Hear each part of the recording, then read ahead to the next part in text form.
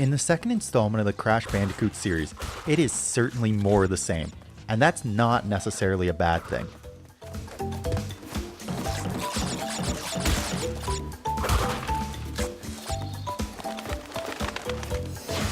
Naughty Dog and Sony teamed up in 1996 to design a new revolutionary platformer for the PlayStation 1, Crash Bandicoot.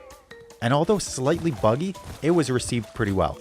So in November of 1997, the two parties teamed up again, bringing our anthropomorphic Bandicoot his second adventure of the 1990s, Crash Bandicoot 2, Cortex Strikes Back.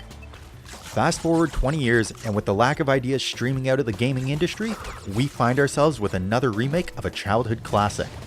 The Crash Bandicoot Insane Trilogy provides all three of the original PS1 Bandicoot games, but as the intro clearly states, we're going to be focusing on Crash Bandicoot 2. Cortex Strikes Back! So sit back, relax, and let's talk some video games. Or more me talk to you. Anyways, on to the show. When we last left off, Crash had sent Dr. Neo Cortex falling to his death, somehow surviving, and for that matter being within inches of being impaled by crystals. The Doctor comes up with a new plan to exact his revenge on our furry Bandicoot companion. Crystals, of course. No! Cortex, seemingly having turned over a new leaf, kidnaps Crash and convinces him to find crystals all over the Insanity Islands. Cause you know, when turning over a new leaf, kidnapping's still okay, obviously. Sure, it's a hollow story, but who cares, it's a platformer from 1997. Unless Crash is going to get his own RPG, then don't pay attention to the story. I wonder if we could actually make that happen. Can we get Naughty Dogs to make a Crash Bandicoot RPG? Internet, we need to get this going. Let's go. Hashtag Crash Bandicoot RPG. Get it trending. Crash Bandicoot is by no stretch an RPG. It's actually the furthest thing from it. But it brings back the unique platforming that was established in the first game. You run through levels, spinning, kicking, and jumping your way to find the 25 crystals in the game. Whether it be towards your living room, away from you, or just a traditional side-scrolling style, you are going to have to use all of Crash's abilities to finish this adventure. Crash does have a couple new moves, like a slide dash and a tiny high jump, but other than that, it's almost a carbon copy of the original. And that's sort of the thing with Cortex Strikes Back. It's almost the exact same game in every facet. And if you played the first one, you are going to discover that very quickly, whether it's being chased by a boulder, running into your TV, or walking through a lush forest, putting the two games up against each other is almost impossible to tell which one is which. All the other mechanics of Crash are back, starting with the collectibles.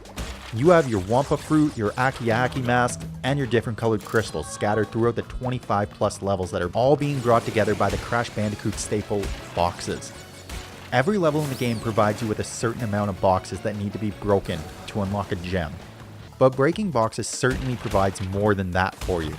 Sure, you can skip them, there is no penalty for it, but you are going to miss out on a fair bit of 1-ups. And trust me, you are going to need as many 1-ups as you can muster. This game is hard. Like, really hard. Judging the distance for jumps feels insanely difficult at times, and other times it just feels like it's all trial and error, which I'm not gonna lie, is irritating more often than not. It can feel more like a test of memory than playing and reacting to what's given to you. And with the limited amount of lives and checkpoints doled out, things can get agonizingly repetitive. The flying levels are shorter and filled with less death traps, but it's also certainly slower, and more of a chore hampered by brutal controls. At least if you're dying constantly, then you will get plenty of time to take in the sights and sounds of Cortex Strikes Back, and the hilarious death animations that Crash has become known for. Levels do not have a wide variety of creativity, and they really hold no continuity between worlds. Sometimes you're taking Crash through a winter wonderland, then you're in a lush forest before ending up in outer space, and all that can happen within one world. It doesn't feel like there's any themes applied to the world. But with that being said, running through the levels still feel inclusive and unique. Everything is colorful in HD, and the music is absolutely phenomenal. So at least when you're pulling your hair out for not making that jump that you thought was a pretty basic jump, you can take a second to listen to the music. And that's really all the time you're going to get, because for how quickly and often Crash will be squished, burned, or exploded, loading times make sending Crash in for another round incredibly quick. Games like Crash, Super Meat Boy, and others that can drive people nuts have incredibly quick loading times, giving you no time to stew on the past failures. It just fills you with the determination that you want to make that jump, or kill that turtle, and finish that damn level. Not being an overly long game despite the difficulty, there is no more than a day or two's worth of playtime. Attempting to collect all the hidden gems and breaking all the boxes will certainly add some playtime, but probably nothing substantial. The Insane Trilogy does provide you with 3 games though, and for the price of around $50, that's not a bad deal by any stretch. Even though it feels like a carbon copy of the first game, that's not a bad game to copy. Yeah, the difficulty can occasionally drive you insane, and the levels, despite being lush and colorful, can start to feel repetitive, but those are things that a game from 1997 were fairly common. I would think of Crash 2 as more of a massive expansion pack to the original. It's a good add-on, but there's really nothing that makes it stand out. And with that, I give Crash Bandicoot 2 Cortex Strikes Back my rating of Borrow. Find a friend that owns the Insane Trilogy and bum it off them somehow. That's what people did to me. Thanks guys for watching. If you're interested, then click on the left box for last week's review, and on the right box, it's A Tale of 3 Idiots, where myself and 2 other YouTubers play games and yell a lot. Check it out.